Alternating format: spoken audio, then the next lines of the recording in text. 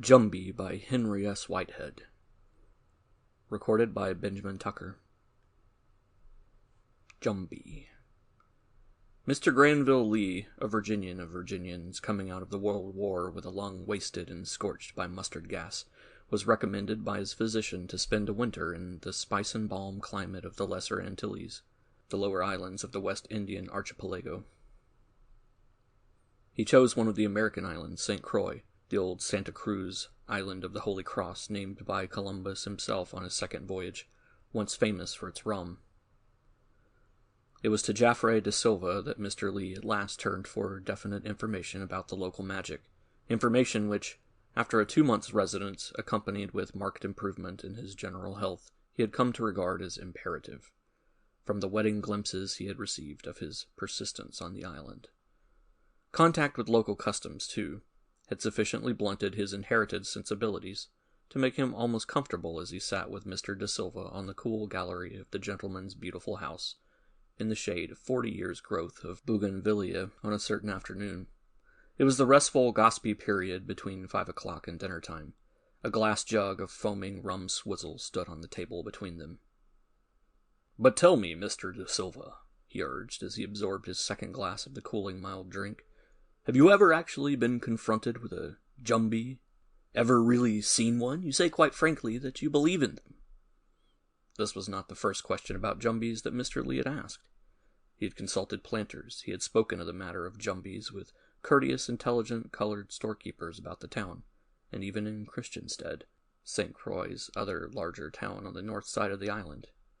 He had even mentioned the matter to 1 or 2 coal-black sugar-field laborers, for he had been on the island just long enough to begin to understand, a little, the weird jargon of speech which Lafcadio Hearn, when he visited St. Croix many years before, had not recognized as English.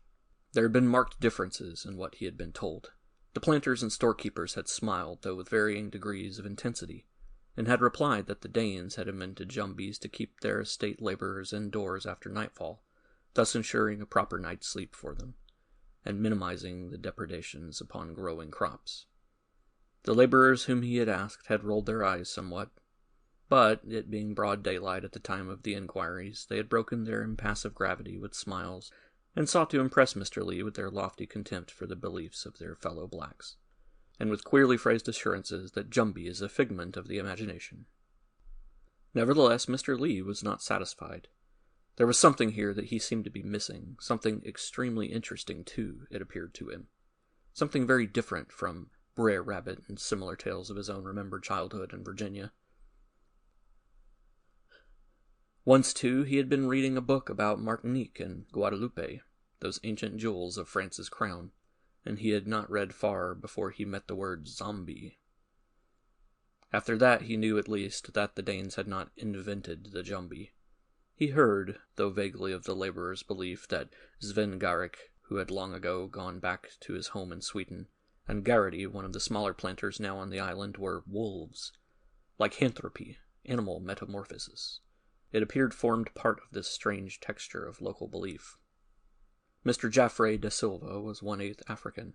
He was therefore, by island usage, colored, which is as different from being black in the West Indies as anything that can be imagined. Mr. de Silva had been educated in the continental European manner. In his every word and action he reflected the faultless courtesy of his European forebears. By every rite and custom of West Indian society, Mr. de Silva was a colored gentleman whose social status was as clear-cut and definite as a cameo. These islands are largely populated by persons like Mr. de Silva. Despite the difference in their status from what it would be in North America, in the islands it has its advantages, among them that of logic. To the West Indian mind, a man whose heredity is 7/8 derived from gentry, as like as not with authentic coats of arms, is entitled to be treated accordingly. That is why Mr. de Silva's many clerks, and everybody else who knew him, treated him with deference, addressed him as Sir, and doffed their hats in continental fashion when meeting. Salutes which, of course, Mr. de Silva invariably returned, even to the humblest, which is one of the marks of a gentleman anywhere. Jaffray de Silva shifted one thin leg, draped in spotless white drill, over the other and lighted a fresh cigarette. "Even my friends smile at me, Mr. Lee," he replied with a tolerant smile, which lightened for an instant his melancholy ivory-white countenance. "They laugh at me more or less because I admit I believe in Jumbees. It is possible that everybody with even a small amount of African blood possesses that streak of belief in magic and the like. I seem, though, to have a peculiar aptitude for it. It is a matter of experience with me, sir, and my friends are free to smile at me if they wish. Most of them? Well, they do not admit their beliefs as freely as I, perhaps." Mr. Lee took another sip of the cold swizzle. He had heard how difficult it was to get Jaffrey de Silva to speak of his experiences, and he even suspected that under his host's even courtesy lay that austere pride which resents anything like ridicule, despite that tolerant smile. "Please proceed, sir," urged Mr. Lee, and was quite unconscious that he had just used a word which, in his native South, is reserved for gentlemen of pure Caucasian blood. "When I was a young man," began Mr. de Silva, "about 1894, there was a friend of mine named Hilmar Iverson, a Dane, who lived here in the town up near Moravian Church on what the people call Fownout Hill. Iverson had a position under the government, a clerk's job, and his office was in the fort. On his way home he used to stop here almost every afternoon for a swizzle and a chat. We were great friends, close friends. He was then a man little past 50, a butter-tub of a fellow, very stout, and like many of that build, he suffered from heart attacks. One night a boy came here for me. It was 11 o'clock, and I was just arranging the mosquito net on my bed, ready to turn in. The servants had all gone home, so I went to the door myself in shirt and trousers, and carried a lamp to see what was wanted. Or rather, I knew perfectly well what it was, a messenger to tell me Iverson was dead." Mr. Lee suddenly sat bolt upright. "How could you know that?" he inquired, his eyes wide. Mr. de Silva threw away the remains of his cigarette. "I sometimes know things like that," he answered slowly. "In this case, Iverson and I had been close friends for years. He and I had talked about magic and that sort of thing a great deal. Occult powers, manifestations, that sort of thing. It's a very general topic here, as you may have seen. You would hear more of it if you continued to live here and settled into the ways of the island. In fact, Mr. Lee, Iverson and I had made a compact together. The one of us who went out first was to try to warn the other of it. You see, Mr. Lee, I had received Iverson's warning less than an hour before. I had been sitting out here on the gallery until 10 o'clock or so. I was in that very chair you are occupying. Iverson had been having a heart attack. I had been to see him that afternoon. He looked just as he always did when he was recovering from an attack. In fact, he intended to return to his office the following morning.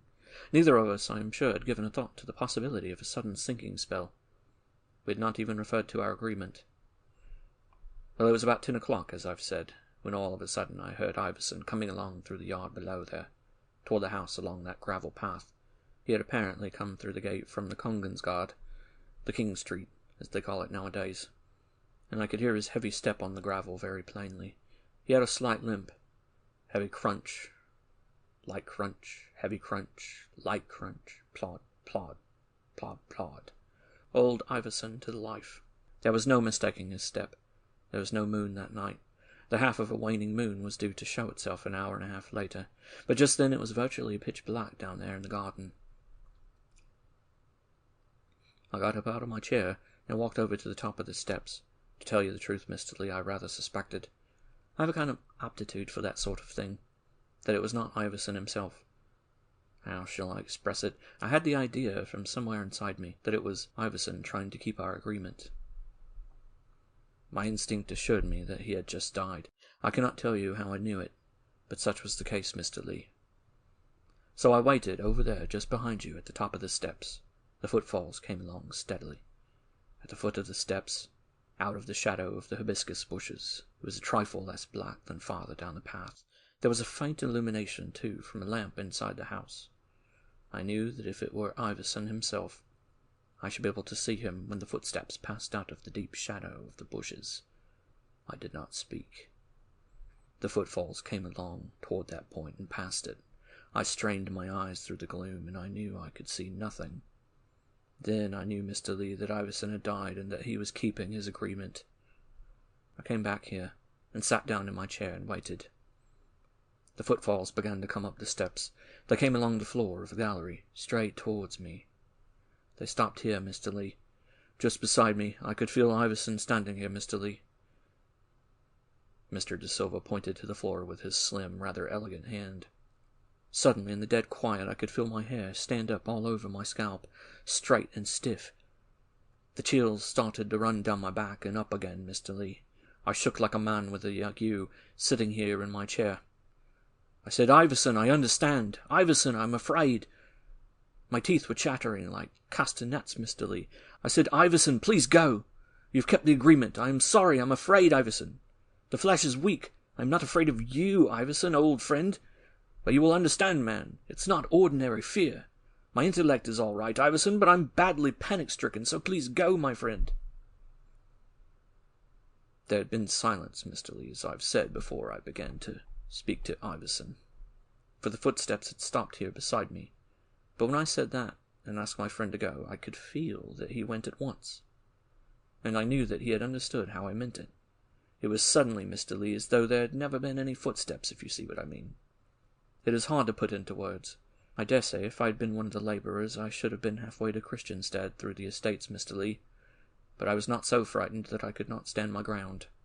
After I had recovered myself a little, and my scalp had ceased its prickling and the chills were no longer running up and down my spine, I rose and I felt extremely weary, Mr. Lee.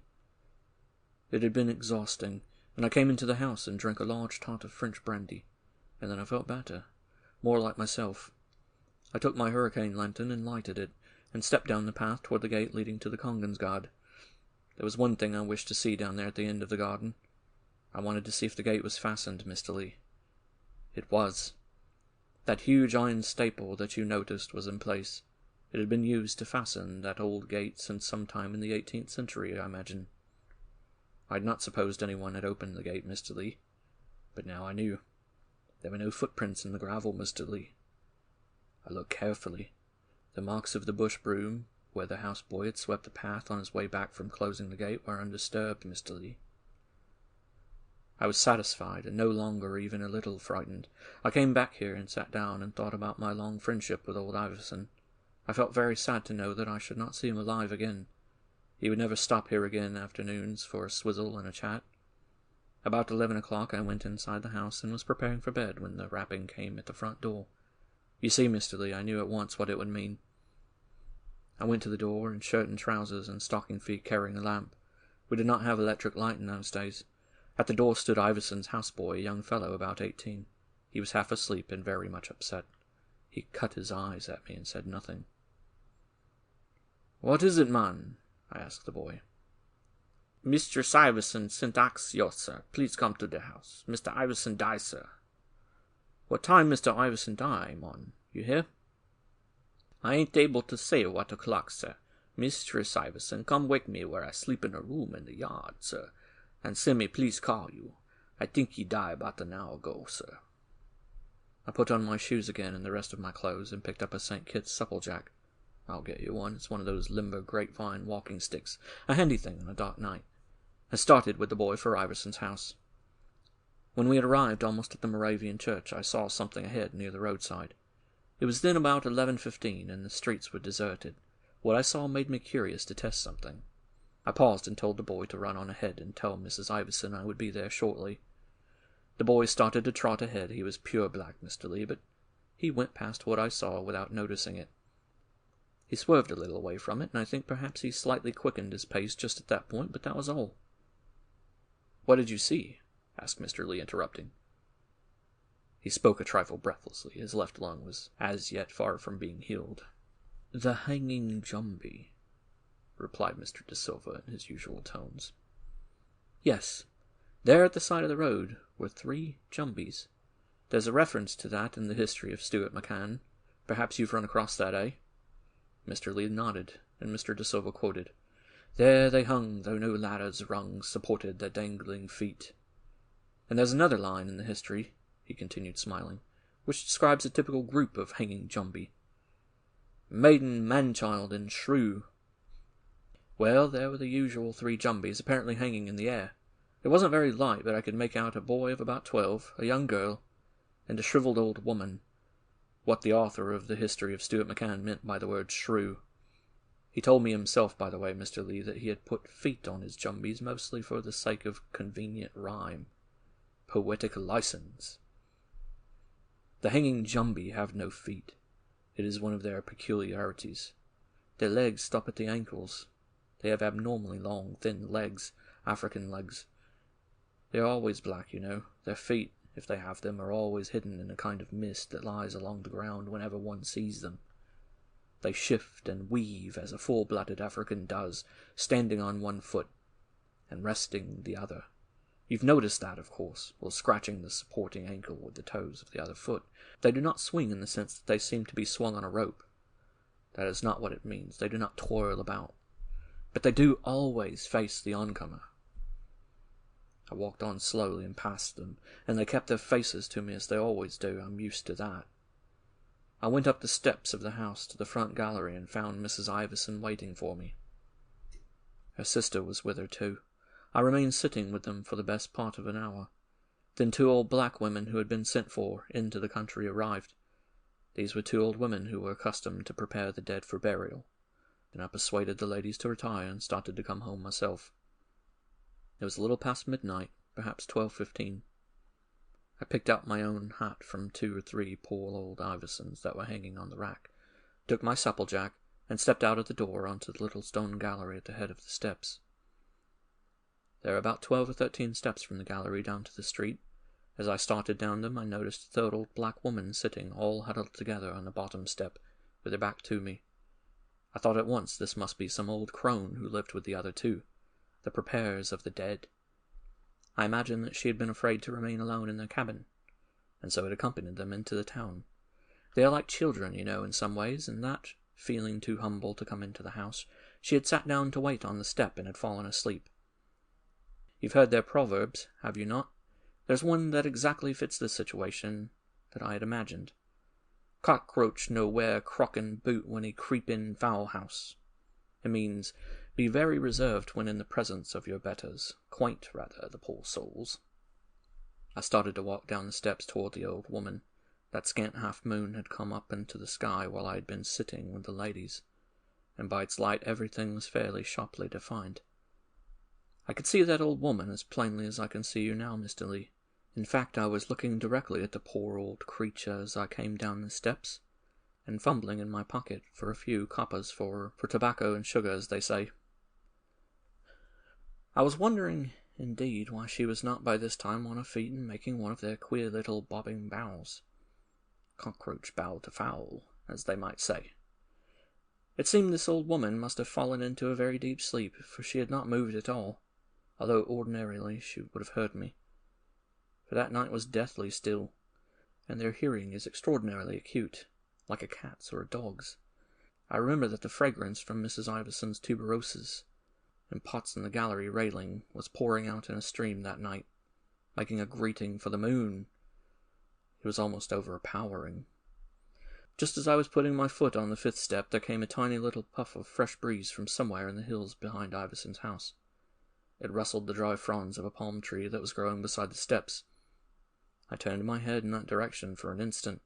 Mr. Lee, when I looked back, down the steps, after what must have been a 1/5 of a second's inattention, that little old black woman who had been huddled up there on the lowest step, apparently sound asleep, was gone.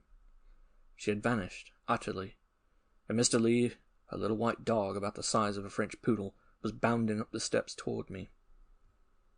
With every bound, a step at a leap, the dog increased in size. It seemed to swell out there before my very eyes. Then I was really frightened, thoroughly, utterly frightened, and I knew that if that animal so much as touched me, it meant death. Mr. Lee, absolute certain death. The little old woman was a sheen. Chin, of course. You know of lycanthropy, wolf change, of course. Well, this was one of our varieties of it. I do not know what it would be called, I'm sure. Canicanthropy, perhaps? I don't know. But something first cousin once removed from lycanthropy. And on the downward scale, Mr. Lee, the old woman was a were-dog. Of course I had no time to think, only to use my instinct. I swung my supplejack with all my might, and brought it down squarely on that beast's head. It was only a step below me then, and I could see the faint moonlight sparkling on the slaver about its mouth. It was then, it seemed to me, about the size of a medium-sized dog. nearly wolf-sized, Mr. Lee, and a kind of deathly white. I was desperate, and the force with which I struck caused me to lose my balance. I did not fall, but it required a moment or two for me to regain my equilibrium. When I felt my feet firm under me again, I looked about frantically on all sides for the dog. But it too, Mr. Lee, like the old woman, had quite disappeared. I looked all about, you may well imagine, after that experience in the clear, thin moonlight. For yards about the foot of the steps there was no place, not even a small nook, where either the dog or the old woman could have been concealed. Neither was on the gallery, which was only a few feet square, a mere landing. But there came to my ears, sharpened by that night's experiences, from far out among the plantations at the rear of Iverson's house, the pad-pad of naked feet. Something was running desperately off in the direction of the center of the island, back into the hills, into the deep bush. Then behind me, out of the house onto the gallery, rushed the two old women who had been preparing Iverson's body for its burial. They were enormously excited, and they shouted at me unintelligibly. I will have to render their words for you. "Oh, the good God protect you, Master Geoffrey, sir. The Jumbee. The Sheen, Master Geoffrey. He goes, sir." I reassured the poor old souls and went back home. Mr. De Silva fell abruptly silent. He slowly shifted his position in his chair, and reached for and lighted a fresh cigarette. Mr. Lee was absolutely silent. He did not move. Mr. De Silva resumed deliberately after obtaining a light. "You see, Mr. Lee, the West Indies are different from any other place in the world. I verily believe so. I've said so, anyhow, many a time, although I've never been out of the islands, except when I was a young man to Copenhagen. I've told you exactly what happened that particular night." Mr. Lee heaved a sigh. "Thank you, Mr. De Silva, very much indeed, sir," said he thoughtfully, and made as though to rise. His service wristwatch indicated 6 o'clock. "Let us have a fresh swizzle, at least, before you go," suggested Mr. De Silva. "We have a saying here in the island that a man can't travel on one leg. Perhaps you've heard it already." "I have," said Mr. Lee. Canud, you hear, man? Canud, tell Charlotte to mash up another ball of ice, you hear? Quickly now," commanded Mr. De Silva. End of Jumbee.